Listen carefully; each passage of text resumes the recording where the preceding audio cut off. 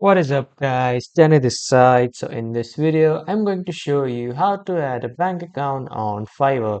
So first off, head over to Google or on your browser and then in the search bar type in Fiverr, and after that you will see the first official website of Fiverr with this icon or this icon, the FI icon. Just click on that because that is the official website of Fiverr. Now, if you are new to Fiverr, just sign in or log in with your email and password.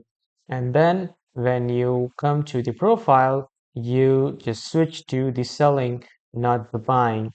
Just switch your account to selling, and then after switching your account to selling, click on my business, and after clicking on my business, click on earnings.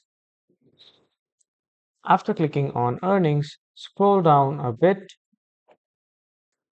and from here, as you can see, to add a payout method, you can use the Payoneer account, you can use a bank or PayPal account.